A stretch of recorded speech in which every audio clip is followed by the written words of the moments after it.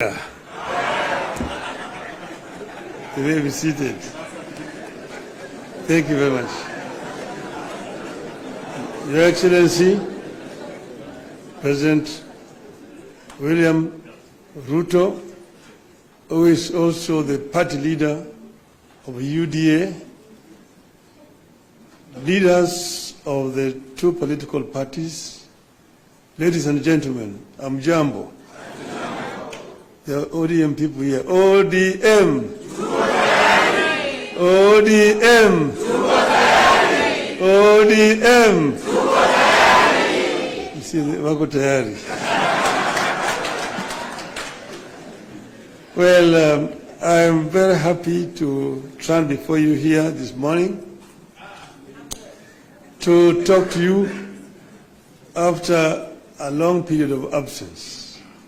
As you know that in the last 6 months, I've been engaged in the campaign on the continental platform for the position of the chair of the African Union. Some people ask me why did I decide to run for that position. And I say that I was approached by senior leaders on the continent who, when they saw that that position was becoming vacant, they needed somebody with a Pan-Africanist ideology to go and try to set that movement in the right path so that it can achieve the objectives for which the founding fathers formed it. So they then sent the former Nigerian president, President Obasanjo, to me to come and persuade me to run. And after a lot of soul searching, I made a decision. And some of you will have seen me with President Obasanjo on my side when I announced that I was going to run for the position of African Union chair.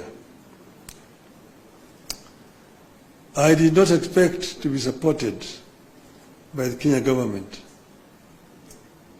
But somehow out of blues, President Ruto announced that he would support my candidature. I thought this is the best way to get rid of him. Good riddance. I would say that in respect to the motives, he actually was genuine because he followed that announcement by giving full support to my candidature. As you know, you cannot run for the chair of African Union without being sponsored by your home government. You cannot just sit somewhere there and say, Mimi ni Professor Kithure Kindiki, I want to be a chairman of African Union. You will not even be seen. Your name must be presented by a government official through the embassy of Kenya in Addis Ababa. And this they did. Not only that, they put also the machinery behind my campaign. And President Ruto himself called various presidents and made an appointment for me and also persuaded them to support my candidature. He himself invited the president from East Africa here in Nairobi to basically adopt me as a candidate for the Eastern region. And this they did. So Kenyan ambassadors in all those foreign countries were also informed and that they would support my candidature. And whenever I went to, they received me at the airport, took me to the hotels, and also took me to meet with the president. I was able to meet more than 40 presidents on the continent. And I traveled Africa from east to west, south to north, like never before. As you know that I have been the high representative of the AU on issues of infrastructure. So I'm not actually strange to these issues, I mean to the continent. But it gave me a better opportunity to now understand problems facing many African countries firsthand from the leadership of the continent. Let's know that our continent has suffered seriously from innovations from outside. First was the slave trade that took so many of able manpower across the shores to go and work in the building of Americas, both North America and South America. Some were taken to Arabia, some were incarcerated there and died there. So that was the first. Then came colonialism, where they went and set somewhere in Berlin and partitioned Africa according to their interests. British, French, Italian, Portuguese, and so on and so forth. So Africa has suffered seriously. That was colonialism. Then when Africans fought for independence, they granted it, but it was a flag. But then there was also neo-colonialism that came about, and Africa has continued to be marginalized. So I saw this and came up with a program of how we were going to deal with these issues. We campaigned strongly, and we went to Addis Ababa quite confident of victory. Before I went there, the women here, Orange women in Nairobi, organized a prayer meeting for me in Bomas of Kenya. And they prayed for my success. And I told them that they were only going to do two outcomes in Addis. One, we would win, in which case we would have succeeded. The other one, we would lose, but we would also have succeeded. Because I told them why, we will come back home. So east and or west, home is west. So we are here. So when I came back, I went to meet with the president in Mombasa to thank him for the support that the government had given me during that campaign. And he was, of course, very gracious. And at that time, I found when the two teams from the parties had worked out on some documents that they wanted to be signed, I told him I cannot sign the document until I've consulted our people, my people. So I took time. From that time, I went to Kisumu. I met with the professor. I met with leadership and elders in Kisumu. I went to Siaya. I went to Migori. I went to Homa Bay. I went to Busia, where I met with all the leadership from all the 5 counties in Western. Then I went to the coast. I was in Mombasa. I was in Malindi, in Kilifi. I was in Kwale. I came back. I went to Wajir. I came back. Yesterday I was in Kisii. I was in Narok. I was in Nairobi, here in this same building here with leadership of Nairobi. That is what you call random sampling. And I think I managed to get the feeling of my people, my supporters. And that's the reason why I am today able and confident to sign this document. So I want to say this of note. Today, you have signed a memorandum of understanding between Orange Democratic Movement and the United Democratic Alliance.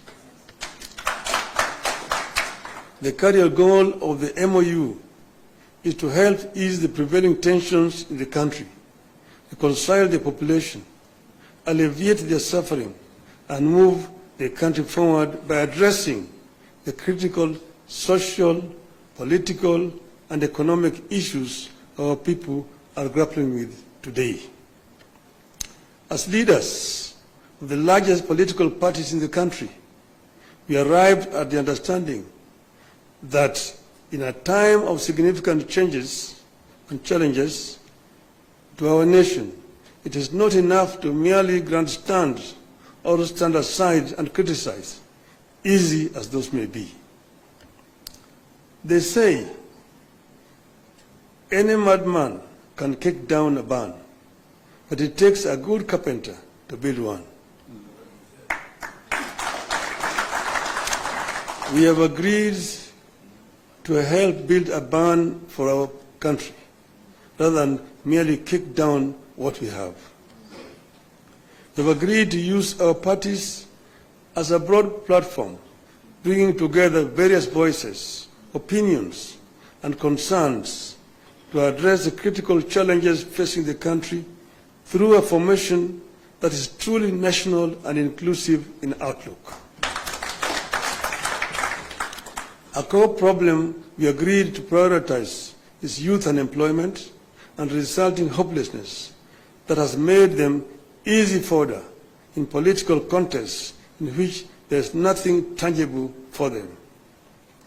In this MOU, we agree to embark on steps to realign the country's economic, social, and political priorities to address the youth agenda that has progressively fallen behind in the last 62 years of our independence.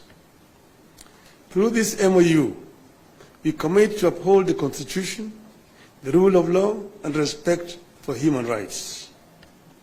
Importantly, we pledge to tackle unemployment, cost of living, crippling poverty, inequality, and failure of the institutions that have been eroded by inefficiency and corruption over the decades, making them unable to deliver to Kenyans.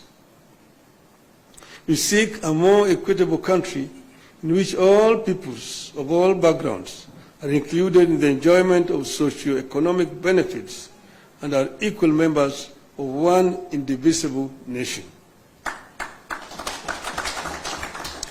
All Kenyans must feel that they belong here by right and the right to access, without any form of discrimination, whatever Kenya has to offer.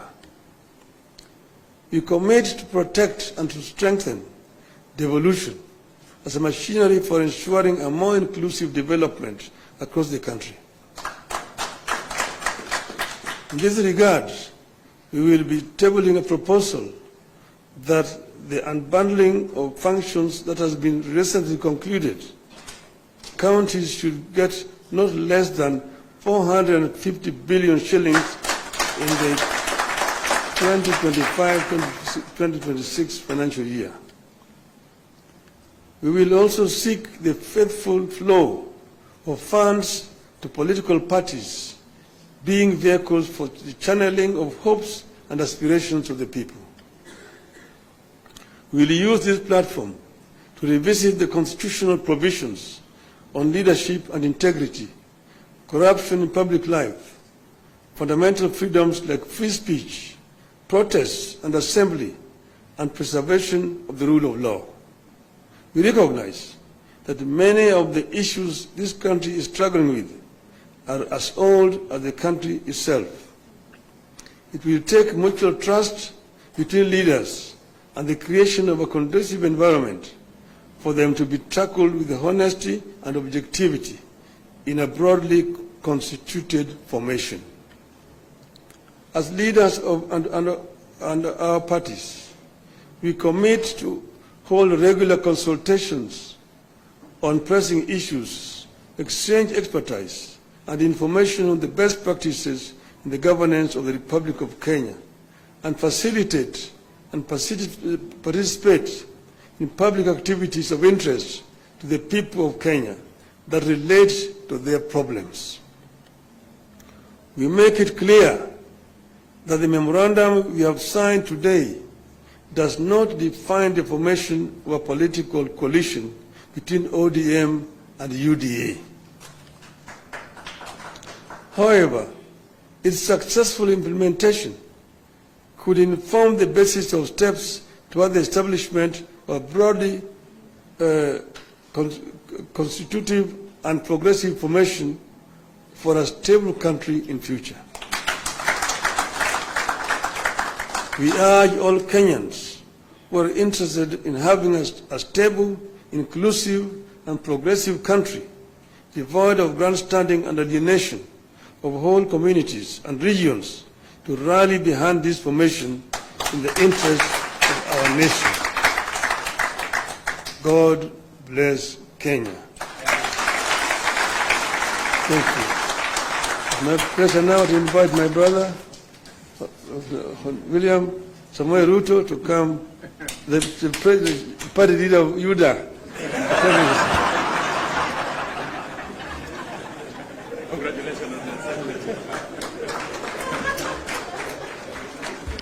Thank you very much, the Honorable Prime Minister, and please let's